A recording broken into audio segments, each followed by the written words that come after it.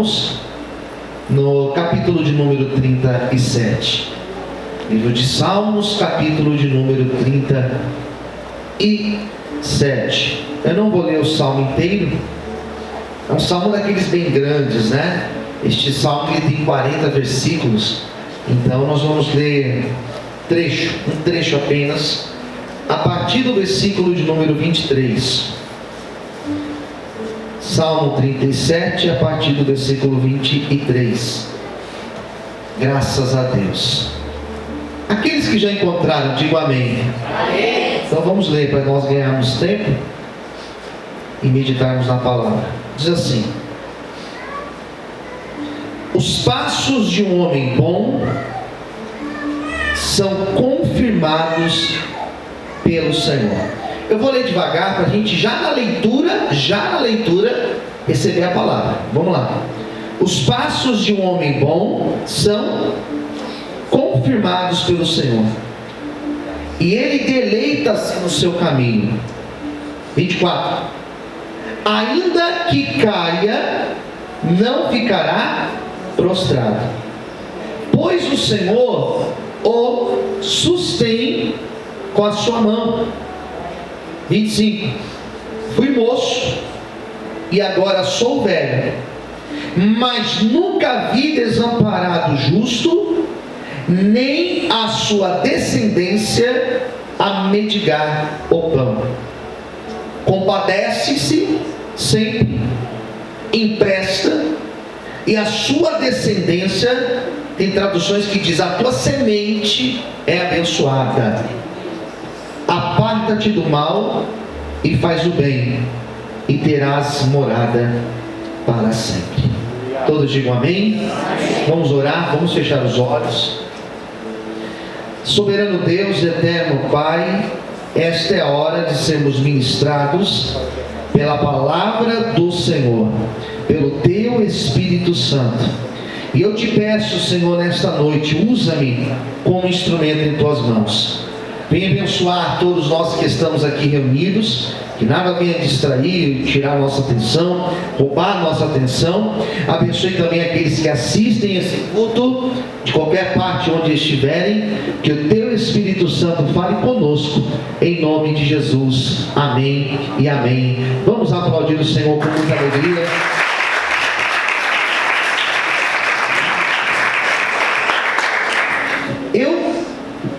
Eu não consigo ler este salmo e pregar este salmo em um dia só, uma pregação só. Eu não consigo. Não que eu não tenha condições de fazer uma síntese do salmo, resumir, né, um resumão. Isso dá para fazer, dá para resumir este salmo em 3 minutos, dá. Mas a gente percebe neste salmo, uma preciosidade de detalhes, de palavras colocadas por Davi, que não tem como ler este salmo e não atentar versículo a versículo dele. Guardar a palavra, observar a palavra, pensar na palavra. A palavra não deve ser apenas lida, tem que pensar na palavra. E esse texto é um desses textos que a gente lê, relê, ainda fica ali lendo e percebendo coisas que a gente não tinha percebido antes. Essa semana é o 3º dia que eu prego este salmo. Eu preguei na terça, preguei na quinta, preguei hoje cedo. E eu leio para esses versículos e eu vejo que tem coisas aqui que eu não falei hoje, por exemplo. Este salmo, diferente de tantos outros salmos da Bíblia, são 150.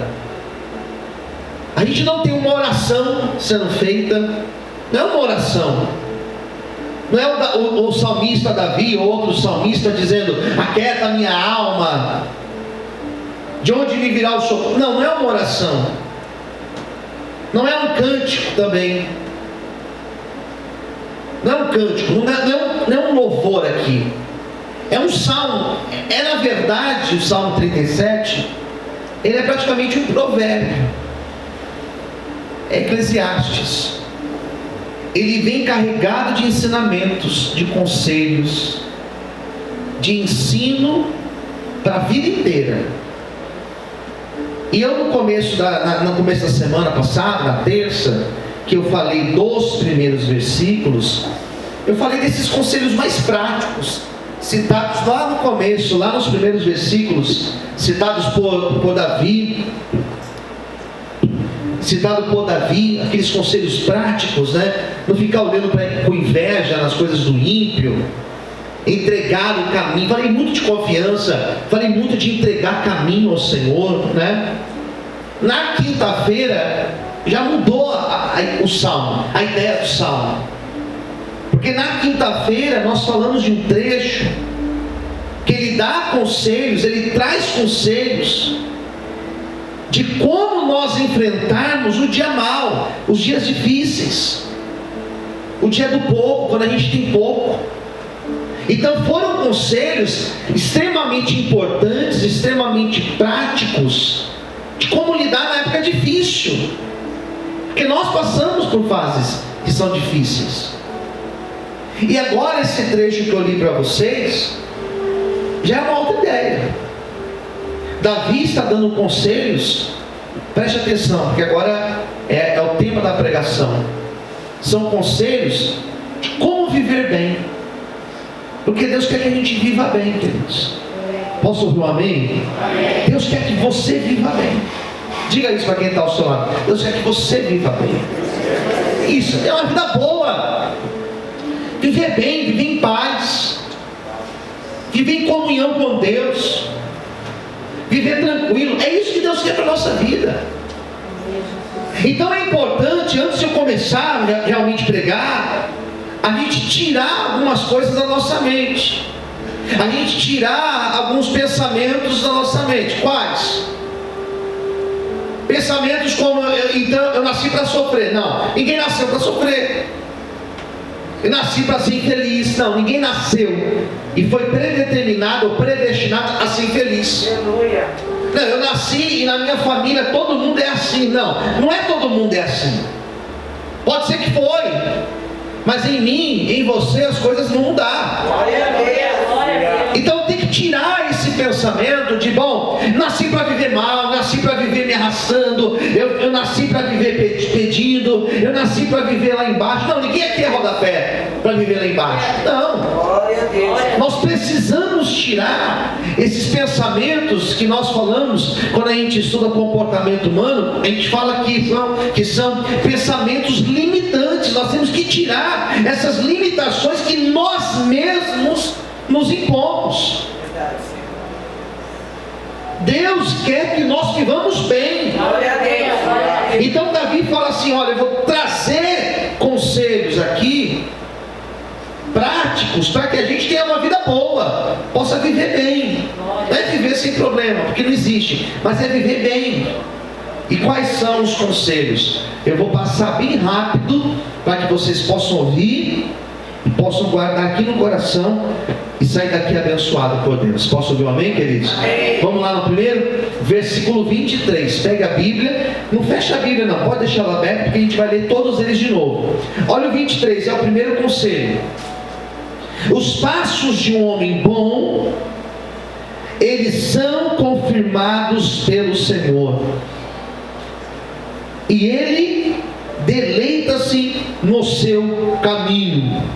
Primeira coisa, o texto fala aqui, os passos de um homem que é bom, Deus confirma, Deus abençoa, Deus dá graça, Deus prospera.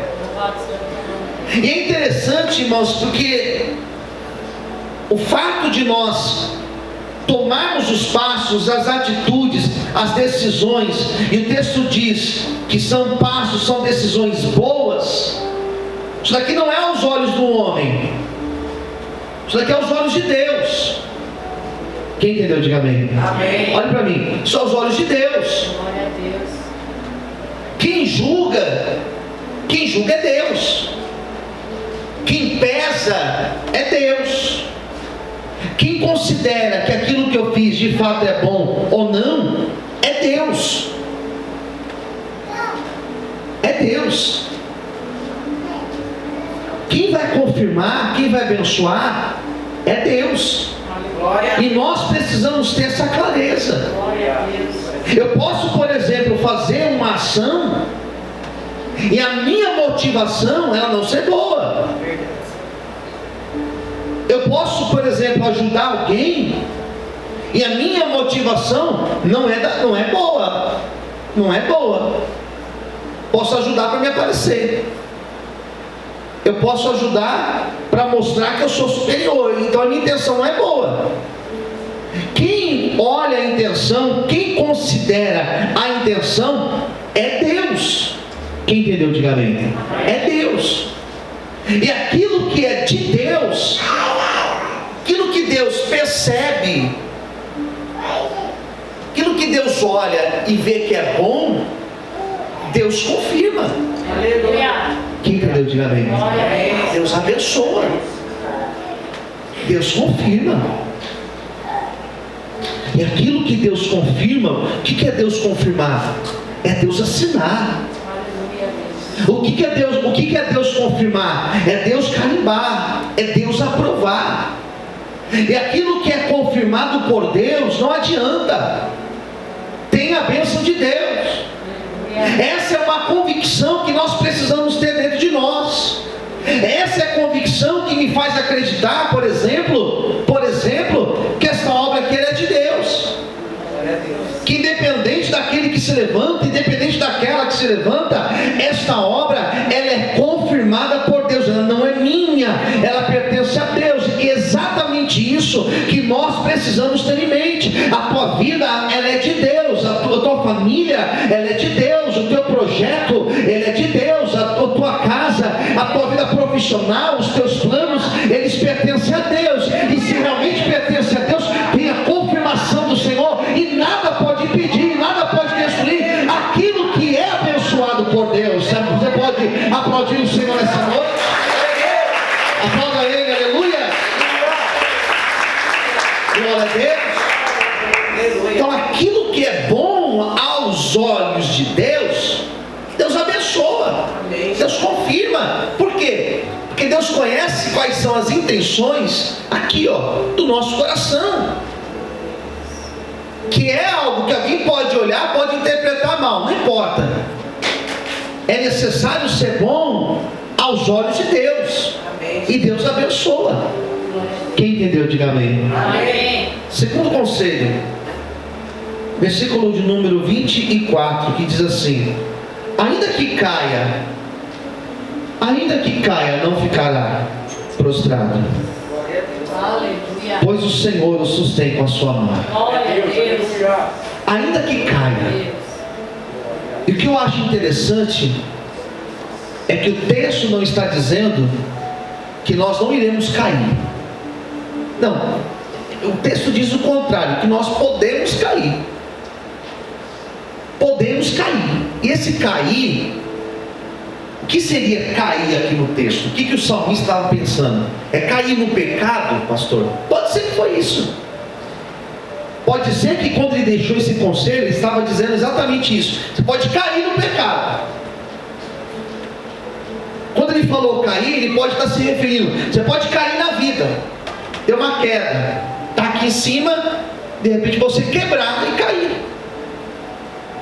Esse cair pode ser colocado aqui, por exemplo, desânimo. Cair no desânimo, cair numa depressão, caiu num momento difícil e caiu e afundou, pereceu. O texto diz o que? Ainda que caia, ele não fica prostrado. Cair faz parte. Podemos até falhar, podemos até cair, podemos até tropeçar, mas esse cair, ele é extremamente pedagógico. Nós aprendemos com a queda, nós aprendemos com tropeçar, nós aprendemos com os nossos erros, ou pelo menos deveríamos aprender. Aprender faz parte. Aleluia. Por que as pessoas precisam aprender isso aqui que eu estou pregando hoje? Porque às vezes a pessoa, ela cai e ela, pelo fato dela ter caído, ela não se perdoa. Eu falhei, eu errei, e ela não se perdoa. E o grande problema da pessoa não se perdoar é que ela não vive bem. Ela carrega um peso que nem Deus colocou sobre ela. Ela carrega um jugo nela que nem Deus foi que colocou nela. Ela se culpa. Eu errei, eu falhei, eu tropecei, eu pequei, eu caí. E Deus, Ele não está dizendo para mim, para você: olha, você caiu, não tem mais jeito, acabou. Não é isso. Mas ao contrário, se você caiu, se você tropeçou, a minha mão te levanta e ela te põe de pé. É essa a verdade que nós precisamos ter no coração, que ainda que você tenha caído, que você tenha tropeçado, a mão de Deus, ela vai te levantar, ela vai te pôr de pé, porque Deus tem projeto na nossa vida. Quantos podem aplaudir o Senhor? Aleluia! Aplauda o Senhor mais forte.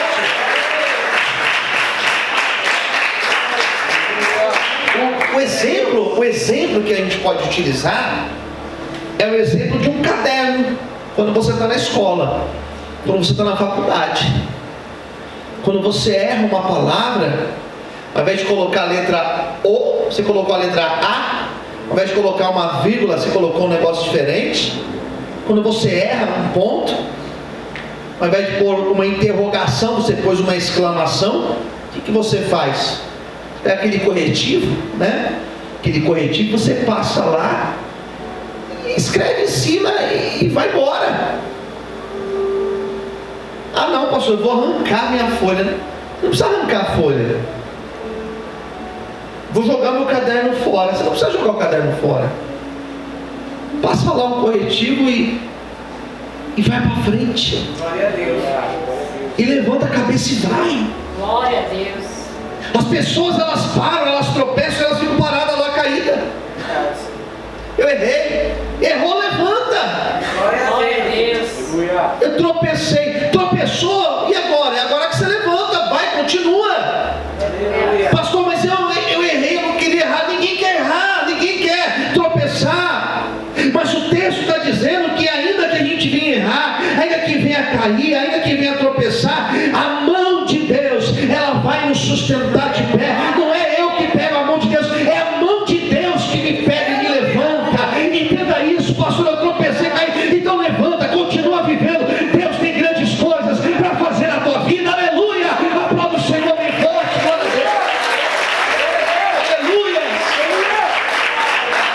Glória a Deus. É igual aquelas pessoas que falam assim: o meu dia foi mal, o meu dia foi ruim. Por que o seu dia foi ruim? Ele conta, porque teve uma coisa que aconteceu no meu dia. Mas foram minutos. Foram minutos que, alguma coisa ruim aconteceu. Está dizendo que tudo foi ruim? Não. Se reinventa. Bora, continua. O salmista está dizendo: olha, se você, ainda que você caia,